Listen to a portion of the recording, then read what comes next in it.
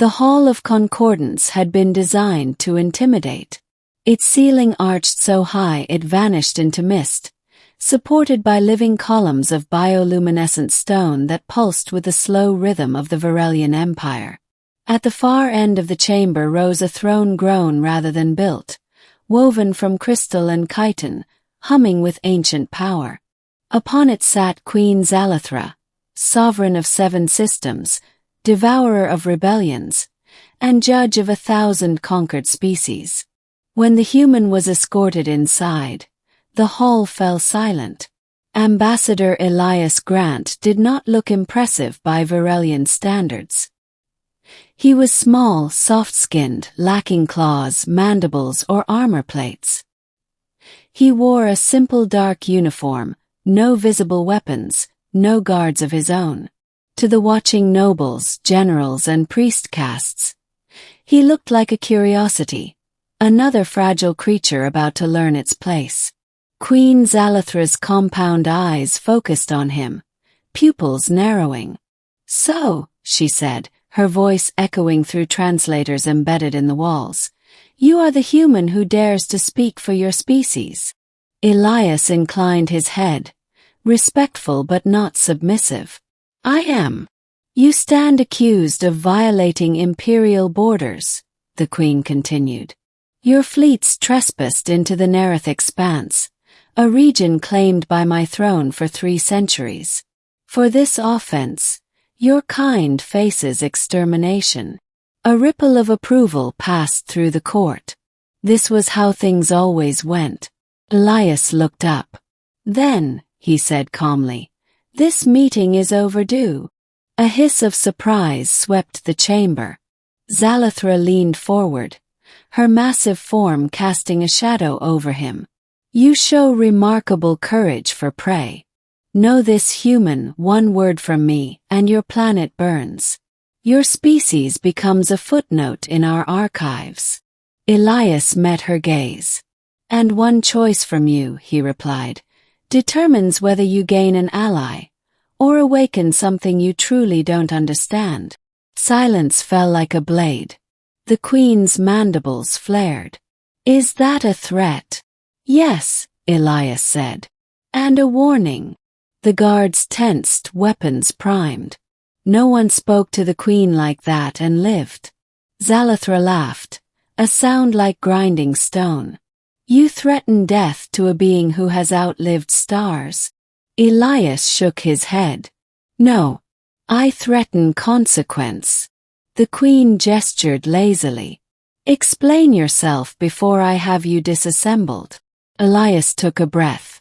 This was the moment humanity had argued over for decades, whether to submit, hide, or stand. "We didn't know the Nerith Expanse was claimed," he said. "Your empire doesn't mark borders the way we do. But when your fleets attacked our explorers without warning, we didn't retreat." Xylothra's eyes gleamed. "Yes, you fought back.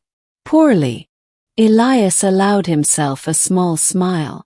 "You destroyed 3 of our ships. We destroyed 12 of yours." That stirred murmurs. "Primitive luck," the queen snapped. "Maybe," Elias agreed. "Or maybe you underestimated us." Xylothra rose from her throne, towering. "We have crushed species who thought themselves exceptional. We have enslaved empires older than your sun. What makes humans different?" Elias's voice hardened. "Because we don't fight to conquer," he said. "We fight to survive. And when survival is on the line, we don't stop." The queen circled slowly, predatory. "Every species claims resilience. And most of them break," Elias said. "We don't." He activated the data slate at his wrist. Holograms flared to life.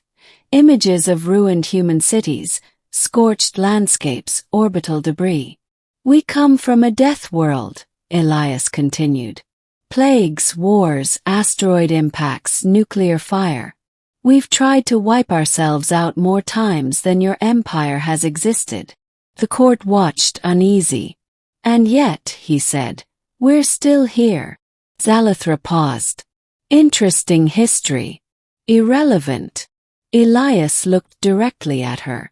You threaten us with extinction, he said. But you should understand something about humans.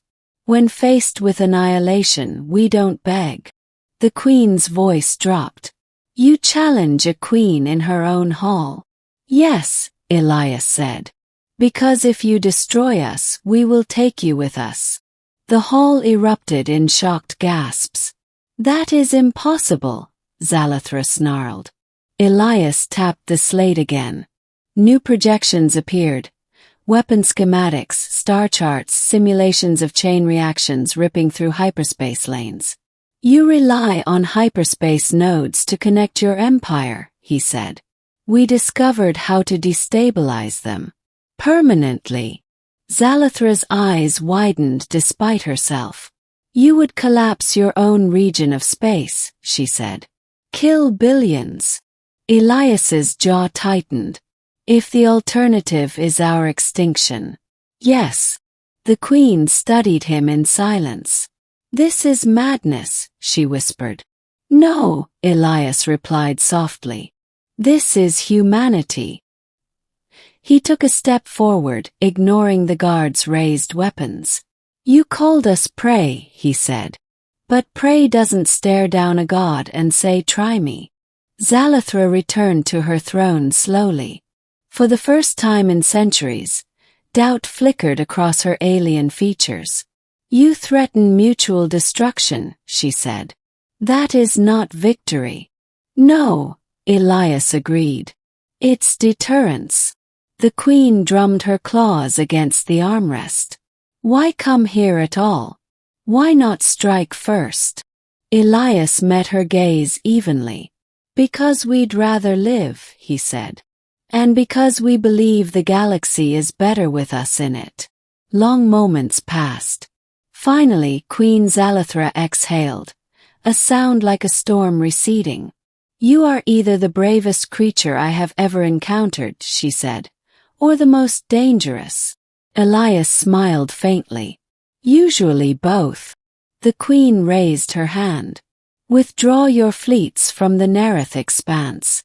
In return, the Varelian Empire will recognize humanity as a sovereign power. The court exploded into protest. Xylothra silenced them with a gesture. And know this, human, she said. If you ever betray this accord. Elias bowed slightly. Then you'll have every reason to fear us. A thin, predatory smile crossed the queen's face. Very well, she said. Leave my hall alive. Few can claim that honor. As Elias turned to go, the queen watched him with newfound respect. She had threatened him with death. The human had challenged a queen. And for the first time in her long reign, Queen Xylothra wondered not how to conquer humanity, but how to avoid provoking it ever again.